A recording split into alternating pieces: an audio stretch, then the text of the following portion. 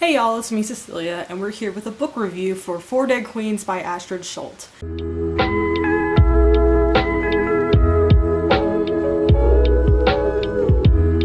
So this book was very interesting. I enjoyed my time with it. But Four Dead Queens takes place in the kingdom of Kadara. Now, Kadara is separated into four sections, or four little lands inside the kingdom. I like to describe the different lands as like the different lands you see at Disneyland because that's what they remind me of.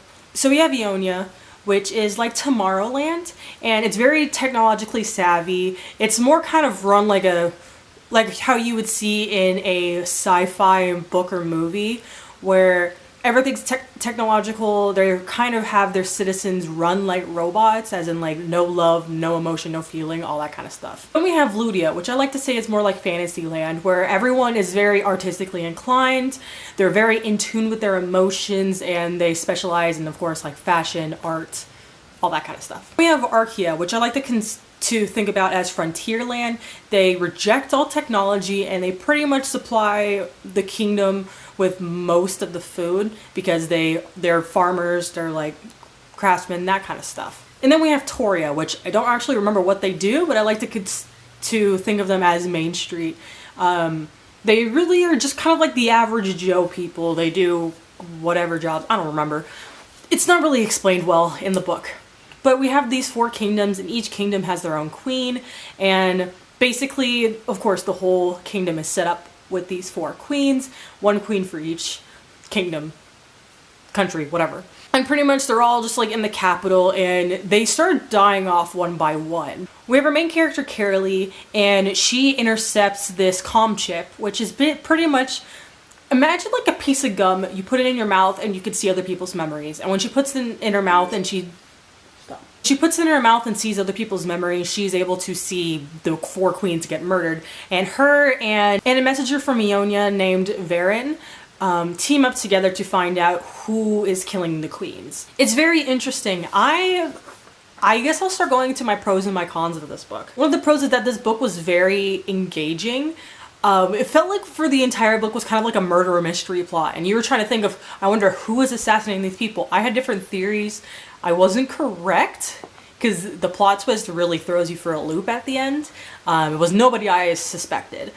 And it was very interesting the way that it was set up. How you were reading the book is that you would get a chapter from Carolee's perspective, and then you would get a chapter from one of the queen's perspectives. And sometimes one of the queen's perspectives was of them actually dying. And sometimes it was just the perspective of how they were feeling, the emotions they were going through, and just the little things they were dealing with in their day-to-day lives. I noticed that the queens died in a specific way where I feel like they died in order of the amount of secrets they had. Like the first queen that dies doesn't have a lot of secrets, while the queen at the end, the last queen that dies, has a lot of secrets that would jeopardize the entire kingdom, which is very interesting. I also noticed a lot of themes in this book. There's an overlying theme of love. There is some queer representation in this book. Every character is dealing with love in a different way. Some are keeping their love hidden, some are experiencing love for the first time, some are, and not all just romantic love, sometimes it's like mother-daughter love. It just depends on the character. I don't want to reveal too much, but I found that really interesting. So I guess maybe if you don't like the subplot of love, I wouldn't consider this as like a love story kind of book, but it does talk about kind of the theme of what you would do for love, romantic, platonic, whatever, like all that kind of stuff. How trying to eliminate love from your life probably isn't a good thing. Another thing I really loved is I really loved our main character, Carolee. I found her to be very, I guess I would say, is relatable. I didn't like everything that she did, but I understood why she did every action that she did. I understood how she grew up, the things that happened in her life. She's a person that I feel like if I knew her, we would be friends, because she doesn't blame things on other people. She understands that I fucked up in this situation and that's my fault and I'm trying to fix it, and I really commend her for that. Also, she's just, I don't know, she's funny, she's a little smart ass sometimes, and I really like that. I also really like the love interest that Carolee had. Varen. I don't know if that's really a spoiler because you kind of get those vibes throughout the book. I thought that was really cool, and I really liked how Carolee was trying to open Varen up. Since Varen is from Ionia, where they're basically taught, they're kind of stripped away from their parents very young to the point where they don't remember their parents, and they're pretty much taught to not show emotion, to hold in their emotions, and to think rationally.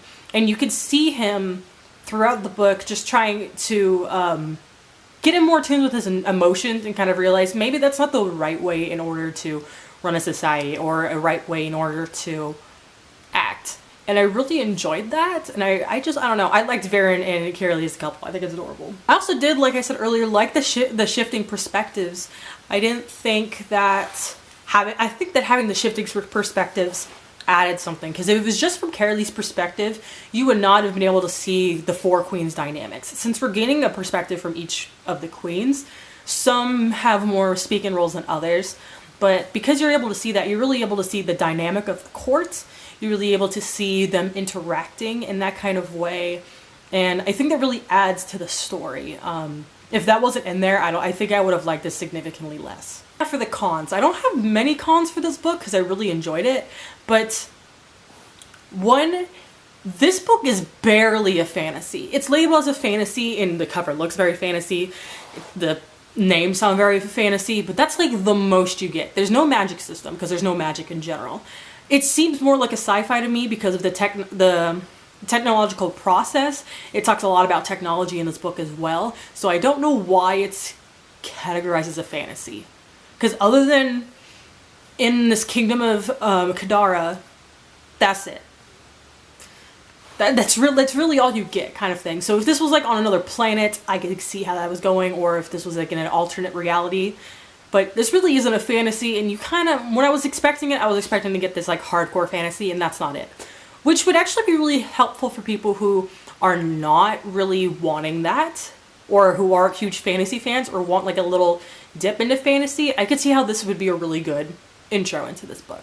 And I guess my other con was that it wasn't very memorable. I really enjoyed my time reading it, but I could never see myself rereading it or owning the book, because I read it on ebook, so I can't, like, through my Libby app, so I don't own it, and I don't see myself buying it in the future. Maybe if it was $1, but I can't see myself doing that. Who I would recommend this to? I think I would recommend this to people who are in a reading slump, because this is the book that got me out of the reading slump. I was in a reading slump for about 6 to 8 weeks, so about a month and a half to 2 months.